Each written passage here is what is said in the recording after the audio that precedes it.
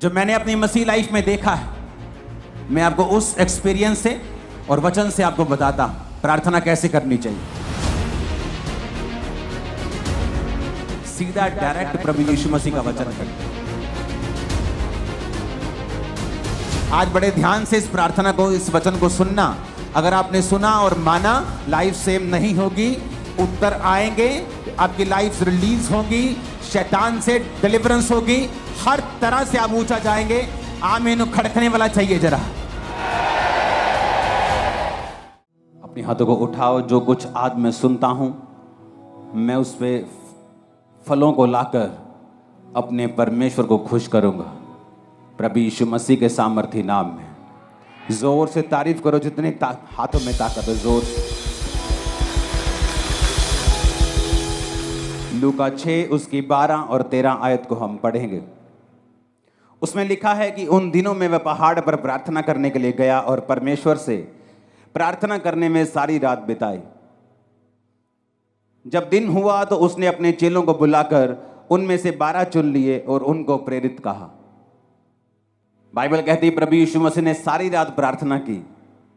पहाड़ पर प्रार्थना करने के लिए गए और सारी रात प्रार्थना करते रहे, क्योंकि दिन को परमेश्वर को चेलों को चुनना था।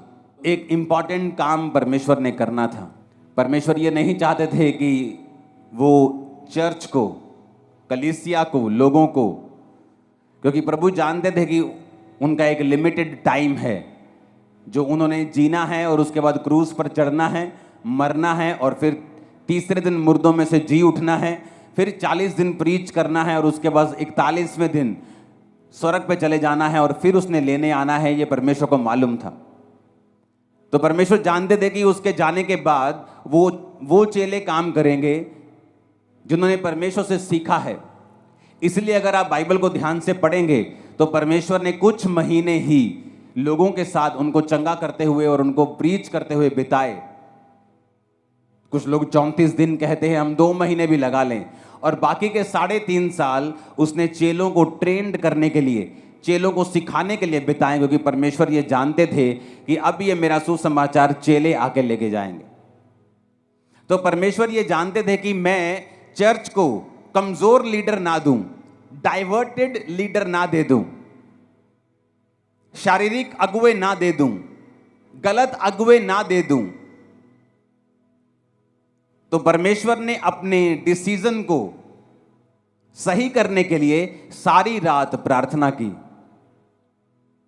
लेकिन आज का विश्वासी जब पता है कि सुबह एक बड़ी अच्छी डील करने के लिए जाना है, रात को वो मोबाइल पे लगा होता है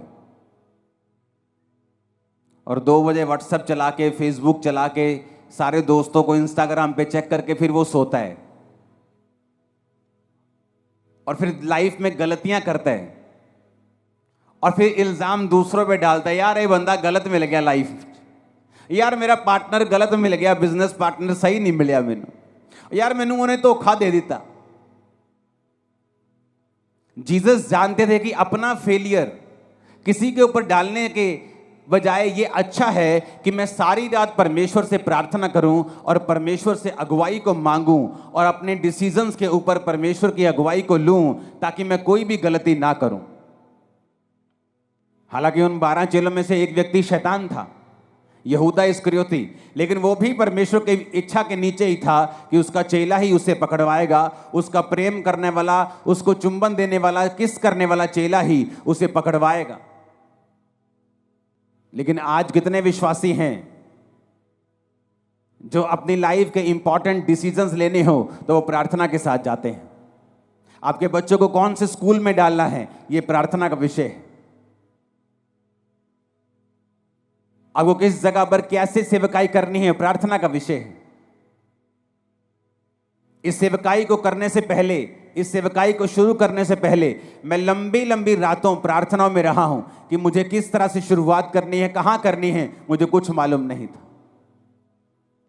बाइबल कहती है प्रार्थना छुटकारे को लेके आती है, लेकिन आज कितने विश्वासी हैं जो प्रार्थना करते हैं।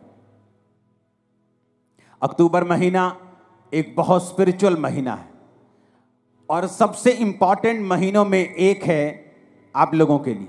मैं आपको बता रहा हूं स्पिरिचुअली, मैं इसमें डिटेल में नहीं जाना चाहता, लोग जादू और टोनों के नीचे रहते हैं इन महीनों में, लेकिन इन्हीं महीनों में परमेश्वर का आत्मा भी आपकी लाइफ में बड़े काम करना चाहता है। बहुत लोग ये जानते हैं कि प्रार्थना करने से वो छूट जाएंगे, लेकिन जब भी वो प्रार्थना करने के लिए बैठते हैं, शैतान पूरी तरह से उन पे फाइट करता है। आपके परिवार के बीच से होके, आपके शरीर के बीच से होके, इच्छाओं के बीच से होके, आपको जब प्रार्थना करने का समय होता है, हर तरह के नेगेटिव ख्याल आपके मन में आता है, हर तरह का अविश्वास आपके मन में आता है। तो मैं भी ये क्वेश्चन करना चाहता हूं कि जब आप प्रार्थना करने के लिए बैठते हैं तभी ऐसा क्यों होता है? आप टीवी देखने के लिए बैठते तब ऐसा क्यों नहीं होता? जब आप प्रार्थना करने के लिए बैठते हैं तभी अविश्वास मन में क्यों आता है? तभी शैतान मन में क्यों आता है? तभी नेगेटिव बात मन में क्यों आती? तभी पाप मन में क्यों आता है? क्योंकि शैतान को मालूम है प्रेयर में छुटकारा है। उसको पता है कि प्रेयर के द्वारा ही आप अगले लेवल तक जा सकते हो। उसको पता है कि प्रेयर के द्वारा ही आप ऐसे डिसीजन ले सकते हो जो आप अपने दिमाग से कभी नहीं ले पा रहे थे। क्योंकि उसको पता है कि जब आप प्रेयर करेंगे तो परमेश्वर आपकी स्पिरिट में आपकी अगुवाई करेगा।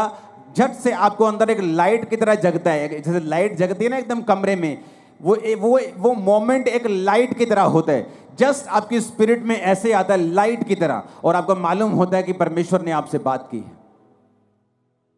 लेकिन ये सारी चीजें प्रार्थना में होती हैं और वचन पढ़ने के दौरान होती हैं, जब आप प्रार्थना वाले स्थान में होते हैं और आप वचन पढ़ते हैं। आप जानते हैं बाइबल में लिखा है कि प्रभु यीशु मसीह के कोड़े खाने से आप लोग चंगे हुए। लिखा है कि नहीं लिखा? तब भी कुछ विश्वासी बीमार रहेंगे। ऐसा क्यों? अगर यीशु मसीह के कोड़े खाने से हम चंगे हुए हैं, अगर हमारे परमेश्वर ने प्राइस पे कर दिया है, मूल्य अदा कर दिया है, तो फिर भी बीमारी क्यों? बीमारी इसलिए क्योंकि बाइबल का वचन कभी भी अपने आप पूरा नहीं होता।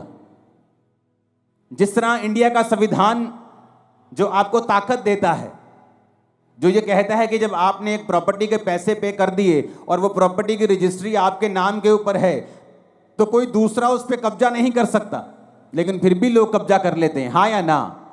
फिर आप क्या करते हैं? आप कोर्ट में जाते हैं। आप कोर्ट में जाके बोलते हैं जज साहब को, जज साहब आपके संविधान में लिखा है कि ऐसा ऐसा ऐसा लॉ है, इस लॉ के मुताबिक ये मैं इस प्रॉपर्टी का मालिक हूं, कागज मेरे नाम पे हैं। तो वो जज डिसीजन देता है, जब सब कुछ जांच परख लेता है कि उस बंदे को बाहर निकाला जाए। लेकिन अगर आप केस नहीं करेंगे तो वो बंदा जो है वो आपकी प्रॉपर्टी के ऊपर कब्जा किए रहेगा। आप रोते रहिए, आप करलाते रहिए, आप भीख मांगते रहिए, आप रेंट पे रहते रहिए, आप कुछ भी करते रहिए, नुकसान झेलते रहिए, लेकिन ये सारी चीजें आपका छुटकारे का कारण नहीं बन सकती जब तक आप केस नहीं करेंगे। उसी तरह से आपको परमेश्वर के वचन जो बाइबल में लिखे हैं अपने आप से कभी भी पूरे नहीं होंगे जब तक आप इन वचनों को लेंगे नहीं। जब 2005 में बीमार था, जब मैंने आपको अपनी बाइबल, पहली बाइबल दिखाई थी, तो वो कहीं कहीं से काली है, कहीं कहीं से वो येलो है। क्यों? क्योंकि मेरे सिर पे जब मेरे को मेंटली अपसेट के अटैक होते थे तो बहुत सारा अनॉइंटिंग ऑयल मेरे सिर पे लगा रहता था। तो जब वचन मेरे सामने आता था, जहां हीलिंग होती थी, जहां कुछ छुटकारे का वचन होता था, तो मुझे रोना आता था और मैं बाइबल को पकड़ के ऐसे सिर पे लगाता था, वो तेल लगता था पेपर्स के ऊपर, वो काले हो जाते थे। तो मैं प्रभु से पूछता था कि परमेश्वर तेरे वचन में लिखा हुआ है, मैंने थोड़ी लिखा है, ये वचन मैंने थोड़ी बनाया है, तेरे वचन में लिखा हुआ है धर्मी का वंश बचाया जाएगा, तेरे वचन में लिखा हुआ है कि तेरे कोड़े खाने से मैं चंगा हो चुका हूं, तेरे वचन में लिखा हुआ है, अब ये तेरा वचन मेरी जिंदगी में पूरा हो। अपने आप कुछ नहीं होगा। पेंटीकोस्त के दिन चेले प्रार्थना कर रहे थे। क्या प्रार्थना कर रहे थे? जब पवित्र आत्मा उतरा, मैंने लोगों को पूछा, मैं लोगों को पूछता हूं क्या प्रार्थना कर रहे थे कि पवित्र आत्मा उतरा? कहते जी प्रार्थना कर रहे थे कि परमेश्वर तेरा आत्मा उतरे। मैंने कहा ऐसा तो नहीं लिखा बाइबल में।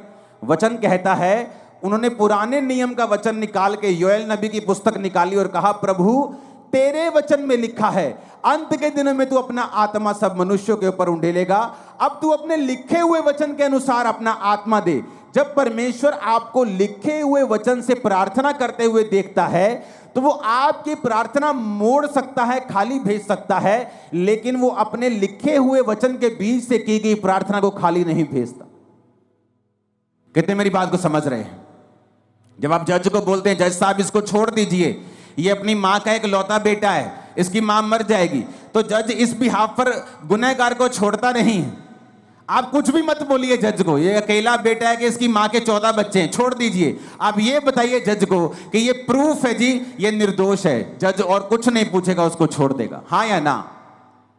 उसी तरह से आप परमेश्वर को धमकियां देते हैं, प्रभु मेरा अभी मैं तो अभी जवान हुई हूं। आप धमकियां देते हैं, प्रभु मेरा बच्चा अभी छोटा है। आप धमकी देते हैं, प्रभु मेरे पास पैसा नहीं है तो मेरी मां को कैंसर कैसे हो आप धमकियां देते हैं, उसका कोई भी असर परमेश्वर पे नहीं होगा, क्योंकि वो लिखे हुए वचन से बीच में से जो प्रार्थना की जाती है उसको वो सुनता है और उत्तर देता है, क्योंकि वो अपने वचन का इनकार नहीं कर सकता। एक विश्वासी को कैसे प्रार्थना करनी चाहिए, आज बड़े ध्यान से इस प्रार्थना को, इस वचन को सुनना। अगर आपने सुना और माना, लाइफ सेम नहीं होगी, उत्तर आएंगे, आपकी लाइफ रिलीज होगी, शैतान से डिलीवरेंस होगी, हर तरह से आप ऊंचा जाएंगे। आमीन खड़कने वाला चाहिए जरा। अब आपको बात बड़े ध्यान से समझना है, एक विश्वासी को प्रार्थना कैसे करनी चाहिए, यह मैं आपको समझाता हूं। ये मैं उन लोगों को समझाता हूं कई बार जो मेरे पास मिलने के लिए आते हैं, लेकिन आज मैं आप सबको समझा रहा हूं। एक विश्वासी को प्रार्थना कैसे करनी चाहिए, कौन सी प्रार्थना है जिससे आपकी लाइफ में रिजल्ट आता है। अब आपने ये बात समझ ली कि प्रार्थना जरूरी है, प्रार्थना नहीं करेंगे परमेश्वर उत्तर नहीं देगा। उसने लिखा है मांगो तो दिया जाएगा। वचन, ये आप बोलेंगे वचन में तो लिखा है कि परमेश्वर मांगने से पहले जानता है तुम्हें किन वस्तुओं की जरूरत है। हाँ, वो जानता है तुम्हें किन वस्तुओं की जरूरत है, लेकिन देता तभी है जब तुम मांगते हो, क्योंकि वो अपने वचन को पूरा करता है। मांगो तो दिया, ढूंढो तो तुम, खटखटाओ तो तुम्हारे लिए खोला जाएगा। अब शैतान बुरी कोशिश करता है कि जब तुम प्रार्थना करने के लिए बैठो, तुम्हें फोन याद आ जाए, तुम्हें सॉन्ग याद आ जाए, तुम्हें कुछ बात याद आ जाए, तुम्हें काम याद आ जाए, एनीथिंग पॉसिबल, पॉजिटिव और नेगेटिव एनीथिंग वो आपको याद करवाएगा, क्योंकि उसको मालूम है कि प्रार्थना ही एक ऐसा एक लौता माध्यम है जिसके द्वारा तुम परमेश्वर के साथ जुड़ते हो और आगे बढ़ते हो, और परमेश्वर का आत्मा तुम्हारी अगुवाई करता है। जो मैंने अपनी मसीह लाइफ में देखा है, मैं आपको उस एक्सपीरियंस से और वचन से आपको बताता हूं प्रार्थना कैसे करनी चाहिए। आपको दिन में सुबह प्रार्थना करनी चाहिए, आपकी पर्सनल प्रेयर, जिसमें आप सिर्फ अपने लिए, अपने परिवार के लिए, अपने काम के लिए, अगर आप पास्टर हैं तो अपनी सेवकाई के लिए आप प्रार्थना करते हैं। अगर आप सुबह 1.5 घंटा प्रार्थना करने के लिए बैठे हैं, क्योंकि उसके बाद आपको काम पे निकलना है, तो आपको पौना घंटा प्रार्थना करनी है, 45 मिनट। आधा घंटा आप वचन पढ़ें और बाकी का 15 मिनट आप वचन को खोलें और अपनी लाइफ के मुताबिक, मान लीजिए एक विश्वासी बीमार है, वो नीति वचन को निकाले 3 को, वो यशाया 54 को, वो भजन संहिता 103 को, वो इस तरह के वचन निकाले जहां परमेश्वर ने आपको शारीरिक चंगाई की वायदा किया है। आप उस वचन को पढ़ें कि परमेश्वर तेरे वचन में लिखा है। जिस तरह जब मुझे रोग था तो मैं परमेश्वर को बोलता था कि प्रभु तेरे वचन में लिखा है भजन संहिता में कि तू मुझे दीर्घ आयु से तृप्त करेगा। तो मैं प्रभु से बात करता था, लड़ता था, जैसे फाइट करते हैं। किससे? वचन से। इमोशनल फाइट नहीं, उसका कोई फायदा नहीं। वचन से फाइट करना। परमेश्वर कहता है वचन से अपने प्रमाण मुझे दो, सबूत दो मुझे। क्यों मैं तुम्हें चंगा करूं, क्यों तुझे बच्चा दूं, क्यों ब्लेस करूं, सबूत दो। क्या है सबूत? सबूत वचन है। तो प्रभु से मैं बोलता था प्रभु तेरे वचन में लिखा है कि तू मुझे दीर्घ आयु से तृप्त करेगा, तो क्या इस रोग के साथ मैं दीर्घ आयु जी सकता हूं? अगर जी सकता हूं तो ये दीर्घ आयु किस काम की होगी अगर मैं सारी उम्र रोगी रहूंगा? तो मैं इस तरह से प्रभु के साथ फाइट करता था कि प्रभु तेरे वचन में लिखा है कि तू मुझे दीर्घ आयु से तृप्त करेगा। एक टेस्टिमनी को मैं पढ़ रहा था एक सिस्टर की, आज बहुत सारी जबरदस्त गवाहियां आपने सुनी, तारीफ करो सब गवाहियों के लिए। तो मैं गवाही जब सुन रहा था तो एक सिस्टर थी जिसने वचन सुना, और वचन सुनने के बाद उसने रोज वचन के बीच से प्रार्थना करनी शुरू कर दी। तो हुआ क्या था, उसके यूट्रस में बीमारी थी, उसको बेबी नहीं, हस्बैंड में भी रोग था, बेबी नहीं हो सकता था। लेकिन उसे यह मालूम हुआ कि वचन के बीच से अगर मैं प्रार्थना करूंगी, प्रभु को उसके वायदे याद करवाऊंगी, तो ये परमेश्वर संभव है। उसने प्रार्थना करनी शुरू कर दी वचन से कि प्रभु तेरे वचन में लिखा है कि धर्मी का वंश बचाया जाएगा। मेरा वंश कहां है? क्या मैं धर्मी नहीं हूं? मैं तुझ पे विश्वास करती हूं तो मैं एक धर्मी हूं। प्रभु तेरे वचन में लिखा हुआ है कि तू बांझ को घर में लड़कों का आनंद करने वाली माता बनाता है। प्रभु तेरे वचन में लिखा हुआ है कि तू हमें फलवंत करेगा। प्रभु तूने आदम को कहा था be fruitful and be multiply. बिना बच्चे के मैं मल्टीप्लाई कैसे हो सकती हूं? तो उसने रोज क्या किया, वचन के बीच से प्रभु को प्रार्थना करनी शुरू कर दी। 2-3-4 साल कुछ नहीं हुआ, कोई फर्क नहीं, लेकिन उसकी बॉडी थोड़ी अच्छी हो गई, लाइफ अच्छी हो गई, वो चलती रही चलती रही चलती रही। उसको शायद पीरियड भी नहीं आते थे, पता नहीं चलता था कि बेबी प्रेगनेंसी है कि नहीं है, क्योंकि बहुत सारी कॉम्प्लिकेशंस थी। एक दिन अचानक अपने रेगुलर डॉक्टर से जब चेकअप करवाने के लिए गई, वो 2nd मंथ की प्रेग्नेंट थी और परमेश्वर ने उसको एक बेटा दिया। उसके बाद परमेश्वर ने उसको एक बेटी दी, दोनों जीवित हैं।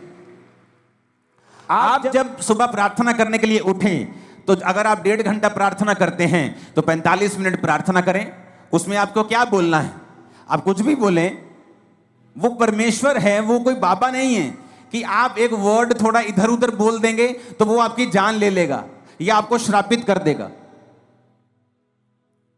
एक छोटा बच्चा जब अपनी माँ के पास आता है और 1 साल का होता है और बोलता नहीं पूरा, न्या मामा मामा जा जा ऐसे करता है, तो उसकी माँ उस गुस्सा नहीं करती।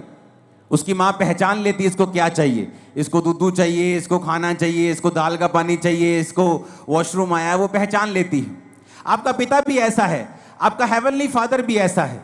जब आप 45 मिनट प्रार्थना में बैठेंगे तो उसका थैंक्स करें, उसकी वर्शिप करें, उसको शुक्र कहें, सब बातों के लिए उसका थैंक्स करें, आप उसके साथ बात करें। वो आपका पिता है, वो बाबा नहीं कि आपको मार देगा। आपको 2 चीजें गलत पढ़ देंगे तो वो आपका कत्ल कर देगा या आपको श्रापित कर देगा, ऐसा नहीं है। लेकिन वो ऐसा परमेश्वर भी है जो ये कहता है कि अपना प्रमाण मुझे दो, जो ये चाहता है कि उसके बच्चे एक्टिव रीति से ये जाने कि वचन में क्या लिखा है और वचन में कौन सी चीजें हैं, क्या अधिकार हैं हमारे पास वचन के बीच से जो हमें इस्तेमाल करने हैं। तो जब आप सुबह प्रार्थना करने के लिए 45 मिनट उठे और आपने प्रार्थना की, आपने थैंक्स किया, आपने वर्शिप की, आपने प्रभु का थैंक्स किया, 45 मिनट हो गए, आपने आधा घंटा बाइबल पढ़ी। अब अगले 15 मिनट, आधा घंटा बड़ा इंपॉर्टेंट है। उसमें क्या करना है? वचन निकालना है जो आपकी लाइफ से संबंधित है। आपको हीलिंग चाहिए, हीलिंग के वचन निकालें। आपको बच्चा चाहिए, उस बच्चे के वचन निकालें। जहां परमेश्वर ने आपको वंश आशीषित करने का आपको वायदा किया है, परमेश्वर ने कहा वो व्यक्ति जो परमेश्वर की इच्छाओं पर चलेगा और उससे उसका डर मानेगा, परमेश्वर उसको उसी मार्ग में चलाएगा जिससे वो प्रसन्न होता है, उसका वंश पृथ्वी पर पराक्रमी होगा।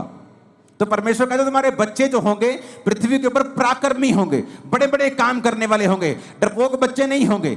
तो आप इस वचन का फायदा उठा सकते हो। अगर आपके बच्चे डरपोक है तो, अगर आपके बच्चे अनसक्सेसफुल है तो, कम पढ़ते हैं तो, समझ नहीं आती कि प्रभु तेरे वचन में लिखा है कि तेरा वंश पृथ्वी के ऊपर पराक्रमी होगा, मेरे बच्चों को पराक्रमी बना, मेरे बच्चों को एक्सीलेंट बना, मेरे बच्चों को ब्लेस कर।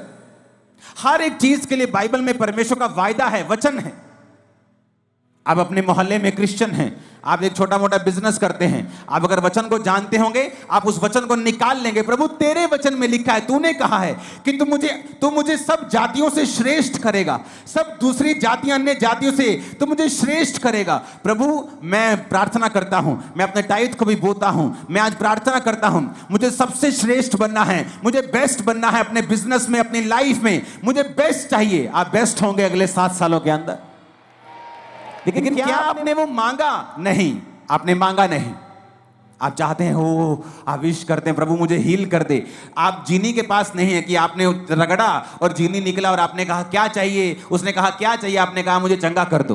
परमेश्वर कहता मांगो तो दिया जाएगा, अपने प्रमाण दो, अपना मुकदमा लड़ो। आज लोगों को इतना भी मालूम नहीं है कि जो उन्हें चाहिए बाइबल में कहां लिखा है। कुछ का बहाना है वो तो अनपढ़ है। आज अगर तुम्हारी बहन वेस्टर्न यूनियन में 10,000 रुपए भेज दे इंग्लिश में लिख के, तुम भाई साहब 15 मिनट में पैसे निकाल के ले आओगे। तुम्हें पता है किससे पढ़वाना है, किसको 10 रुपए का लालच देना है, किस पोते को बोलना है, किस पोती को बोलना है 100 रुपए देके और पैसे निकलवा के लेके आने। लेकिन जब बाइबल पढ़ने का समय आता है, आपको ट्यूशन रखनी चाहिए। अगर आप अनपढ़ है तो 2 महीने में बाइबल पढ़नी सीखो, खुद समझो बाइबल में कहां कहां वो वचन लिखे हैं जो आपको जरूरी चाहिए, जो आपके लिए एक हथियार की तरह काम करेंगे। ऊंची आवाज में हालेलुया बोलो जरा। अगर आप प्रार्थना नहीं करेंगे, इसका मतलब आपने प्रभु से मांगा नहीं। आपने मांगा नहीं, आपने पाया नहीं। उसने कहा मांगो तो दिया जाएगा। तो मेरी प्रार्थना कैसे होती थी? सुबह जब प्रार्थना करो तो मैं लिखे हुए पॉइंट्स के साथ प्रार्थना करता, मुझे ये चाहिए, वो पॉइंट लिखना, उस पॉइंट के हिसाब से वचन निकालना और प्रभु को कहना, प्रभु तेरे वचन में लिखा हुआ है, मैंने नहीं लिखा, तूने लिखा है, तूने लिखा है अपने वचन में, इस वचन को परमेश्वर मेरी लाइफ में पूरा कर। वचन के साथ 15 मिनट के लिए लास्ट प्रार्थना करना, वचन से परमेश्वर को याद करवाना। अगर आपको कोई सीरियस प्रॉब्लम है तो उसके बाद आप शाम को प्रार्थना करें फिर 1.5 घंटा, और उसके बाद सेम वही प्रार्थना रात को करें 1.5 घंटा। अगर आप ठीक हैं, आपकी लाइफ में ओके है, आप ब्लेस्ड हैं, आप 1 घंटा 1 घंटा 1 घंटा आप 3 बार प्रार्थना करें रोज। सुबह 1 घंटा, शाम को 1 घंटा, रात को 1 घंटा। आप शाम को 1 घंटा नहीं दे सकते, आप काम, बिजनेस वूमन है, आप काम करने जाती हैं, आप एक बिजनेसमैन हैं, तो आप सुबह को 1.5 घंटा, रात को 1.5 घंटा परमेश्वर को दें। अपने दिन की शुरुआत प्रार्थना से करें, रात का अपना दिन का अंत प्रार्थना से करें। आप परमेश्वर को लिखे हुए वचनों से बताएं कि आपको क्या चाहिए, अपने पॉइंट्स को लिख कर रखें, उन पॉइंट्स के हिसाब से बाइबल के वचन निकालें और फिर परमेश्वर को उन वचनों से बताएं कि परमेश्वर मुझे ये चाहिए क्योंकि तेरे वचन में ये लिखा हुआ है। अगर आप अपना मुकदमा नहीं लड़ेंगे, अगर आप अपना मुकदमा पेश नहीं करेंगे, आप वचन के बीच से होकर लड़ाई नहीं करेंगे तो आपको नहीं मिलेगा। अब अपने आप में अंदर एक, पंजाबी के अंदर झाती मार के देखो अंदर जरा कि कितनी प्रार्थना करते हैं आप, या जो आपको चाहिए कि आपने उससे इनफ मांगा है, जो आपको प्रभु से चाहिए क्या आपने उसके लिए फाइट की है, क्या आपने उसके लिए लड़ाई की है? नहीं की। अगर केस बड़ा हो, आम बुखार हो तो पैरासीटामोल से ठीक हो सकता है, लेकिन बुखार अगर टीबी की वजह से हो तो टीबी की दवाई खानी पड़ती है। केस बड़ा है, कैंसर बड़ा है, बीमारी बड़ी है, प्रार्थना आधे घंटे की है, बस यही बोलते रहते बेड पे बैठे, प्रभु कुछ कर, प्रभु मैंने चंगा कर, और ये नहीं कहते प्रभु तेरे वचन में लिखा है तेरे कोड़े खाने से हम चंगे हुए। आज मैं वचन के बीच तेरे पास आता हूं, तूने कहा है तू संकट के दिन तू मुझे पुकार तो मैं तुझे उत्तर दूंगा। तेरे वचन में लिखा हुआ है कि तू अपने धर्मी जन के अपराधों को माफ करता है, उनको चंगा भी करता है, लेकिन वचन के बीच से हमने कोई प्रार्थना नहीं की। यीशु मसीह को मालूम था कि मैं अपनी चर्च को कमजोर चेले नहीं दे सकता, डाइवर्टेड चेले नहीं दे सकता, क्योंकि जब प्रभु यीशु मसीह ने 12 चेले चुने तो मैं आपको बता सकता हूं परमेश्वर के पास सैकड़ों लोग थे जो उसको उस समय फॉलो कर रहे थे, और सैकड़ों लोगों में से परमेश्वर ने 12 प्रेरित चुने थे, और उन 12 प्रेरितों को चुनने से पहले प्रभु यीशु मसीह खुद परमेश्वर होने के बावजूद भी वो सारी रात पिता से प्रार्थना करने के लिए गए। आज हमें लगता है ये अच्छा है, ये अच्छा है, लेकिन परमेश्वर कहता है विद प्रेयर अगर तुम वो काम करोगे तुम कभी फेल नहीं होगे। कितनों को इन बातों को समझ आ रही है? कहां गलती है, कहां चर्च गलती कर रही? परमेश्वर ने सारी रात प्रार्थना रोज नहीं की, उसने रोज सारी रात प्रार्थना नहीं की। मैं रोज रात को प्रार्थना करता हूं, लेकिन रोज फुल नाइट प्रेयर नहीं करता हूं। मैं रोज सुबह प्रार्थना करता हूं, रोज रात को प्रार्थना करता हूं, शाम को भी हम फैमिली प्रार्थना करते हैं। हालेलुया। तो क्या मैं इनफ प्रार्थना कर रहा हूं? तो ये बेस्ट है कि अगर आप 1+1+1 प्रार्थना करें।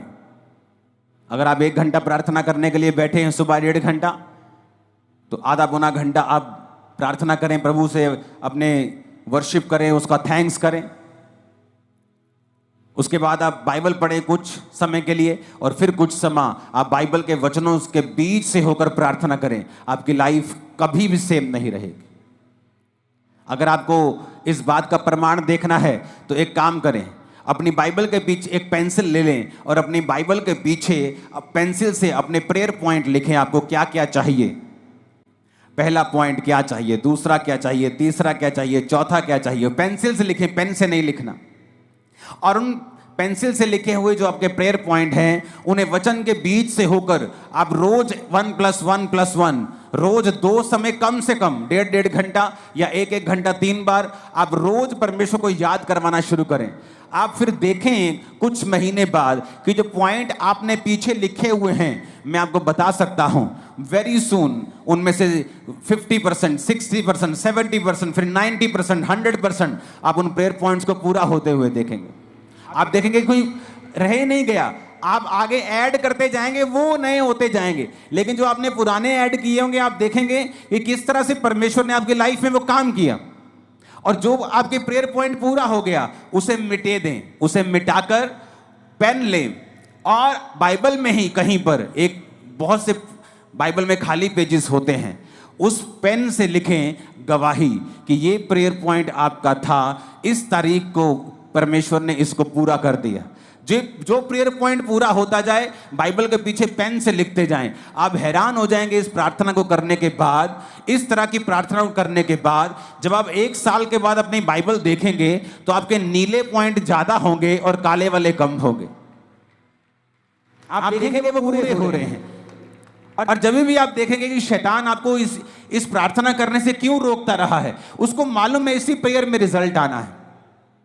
शैतान को पता है कि इसी प्रार्थना के द्वारा आप छुड़ाए जाएंगे, इसलिए वो पूरी संभव कोशिश करता है कि आपको इस प्रार्थना से दूर रखा जाए, क्योंकि प्रार्थना में छुटकारा है ये शैतान जानता है।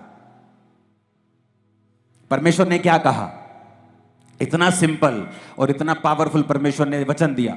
परमेश्वर ने कहा एक नगर में एक विधवा थी और एक अधर्मी न्यायी रहता था। न्यायी मतलब एक जज रहता था, लेकिन अधर्मी था, पापी था। तो विधवा बार बार उसके पास जाकर बोलती थी मेरा न्याय चुका और मुझे मुद्दई से बचा, मुझे इस फलाने बंदे से बचा, मेरा न्याय कर। तो बाइबल कहती है, परमेश्वर कहता कि वो अधर्मी, वो पापी न्यायी क्या सोचता है कि ये विधवा आकर बार बार मेरे नाक में दम ना कर दे, इसलिए मैं इसका काम कर देता हूं। तो परमेश्वर ने कहा सुनो वो अधर्मी क्या कहता है।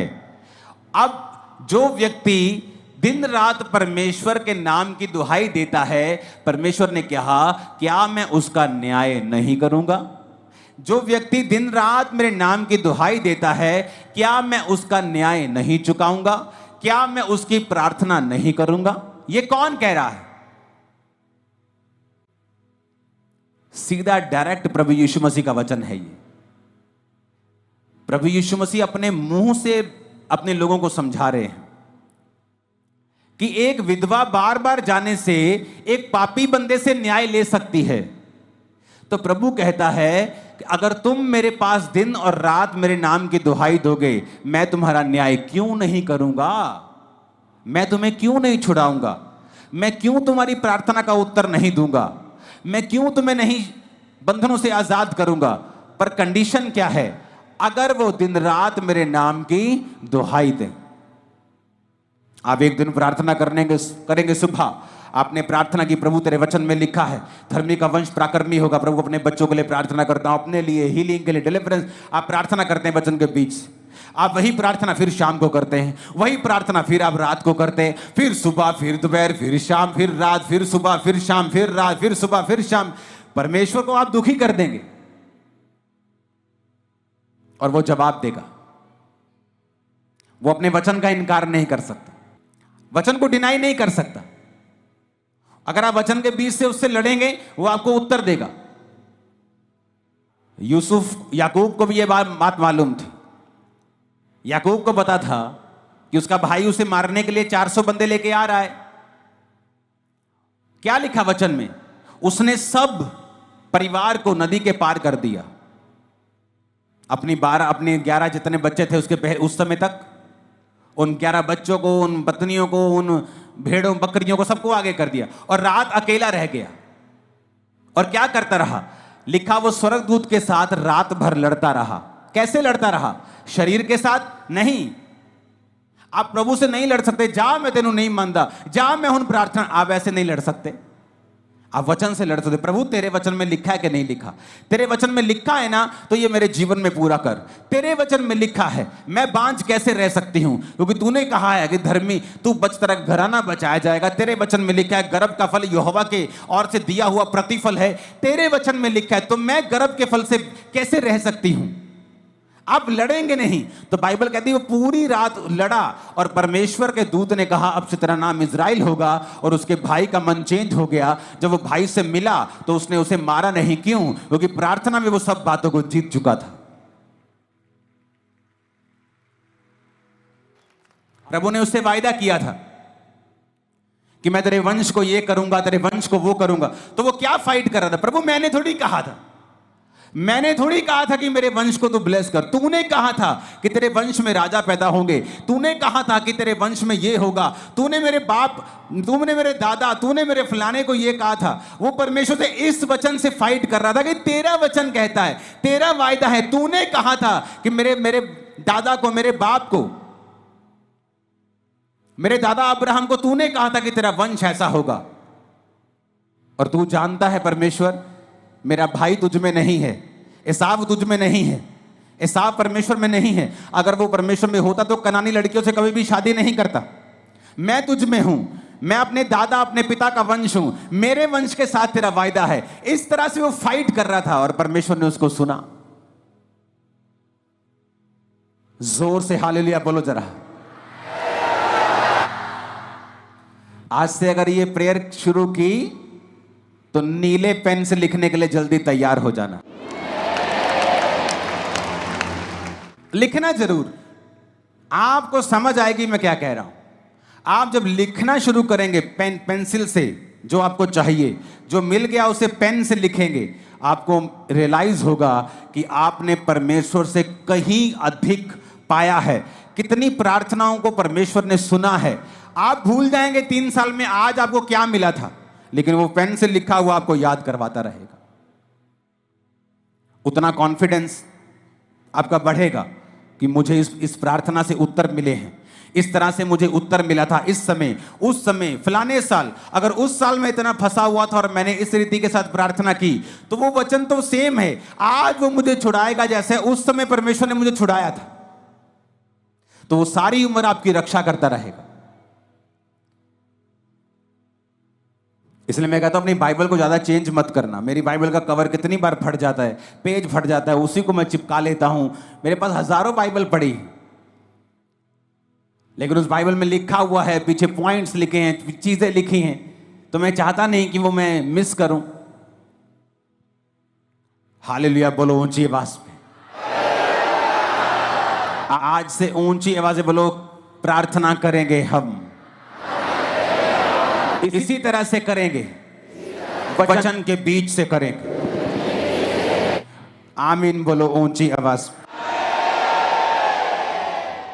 ये अक्टूबर स्पिरिचुअल मंथ होगा, फाइट का, जीतने का, डिलीवरेंस का, आशीष का, फाइनेंशियल ब्लेसिंग का भी होगा। आमीन। रोज प्रार्थना करने के लिए तैयार हैं? कैसे प्रार्थना करेंगे रोज? और कहता दिन और रात मेरे नाम की जो दुहाई देंगे। कितना सिंपल है परमेश्वर। उसने कहा है कि विधवा अपना न्याय करवा सकती है, बेवकूफ हो तो तुम क्यों नहीं करवा सकते? एक अधर्मी से, एक पापी से विधवा अपना काम निकलवा सकती है, तो तुम्हारा दिमाग कहां है? तुम धर्मी से, तुम परमेश्वर से काम नहीं निकलवा सकते क्या? एक विधवा एक पापी के पास बार बार जाकर उसको तंग करके काम निकलवा सकती है, परमेश्वर ने कहा, तो तुम्हारा दिमाग कहां है? तुम्हारे दिमाग पर शैतान ने क्यों पर्दा डाला है? तुम अंधे और गूंगे क्यों बनकर बैठे हो? तुम क्यों नहीं दिन और रात परमेश्वर के नाम की दुहाई देते हो? वचन के बीज से क्यों नहीं प्रार्थना करते हो? प्रार्थना करने के लिए परमेश्वर के समीप क्यों नहीं आते हो? और ये एग्जाम्पल खुद प्रभु यीशु मसीह ने अपने मुंह से दी है कि एक विधवा का न्याय अगर अधर्मी पापी कर सकता है, क्योंकि वो एक ऊंची पोस्ट के ऊपर है, लेकिन ना तो परमेश्वर से डरता है, ना किसी आदमी की परवाह करता है, फिर भी विधवा उससे काम निकलवा लेती है, और वो ये सोचता है कि बार बार विधवा मेरे नाक में दम करेगी, तो परमेश्वर कहता है अगर विधवा उसका न्याय करवा सकती है अपना उसके पास जाके, और वो उस विधवा का न्याय कर सकता है, तो परमेश्वर तुम्हारा न्याय क्यों नहीं करेगा? अगर तुम भी कहने का मतलब है उसके नाक में दम कर दो तो। प्रभु भी देखेगा भाई कि कितने दिन हो गए तेरे को सेम वचन से प्रार्थना करते, तू रोज आती है अपने बेबी के लिए, तेरे को 5 साल हो गए हैं, कब तक वो तुम्हारी प्रार्थना को अनसुना करेगा? वो तुम्हें जवाब देगा। तुम्हारी बाइबल का पिछला पन्ना उस नीली लाइंस के साथ भरा हुआ मैं देख रहा हूं, और तुम्हारी गवाहियों के साथ भरा हुआ देख रहा हूं यीशु मसीह के सामर्थी नाम में। परमेश्वर के गहरे वेदों को परमेश्वर के दास के द्वारा जानने के लिए और ऐसी और नई वीडियोस को देखने के लिए हमारे YouTube चैनल को सब्सक्राइब करें और साथ में बेल आइकन को प्रेस करें, ताकि ऐसी और नई वीडियोस की नोटिफिकेशन सबसे पहले आप तक पहुंच सके। जुड़े रहें परमेश्वर की हजूरी के साथ। God bless you.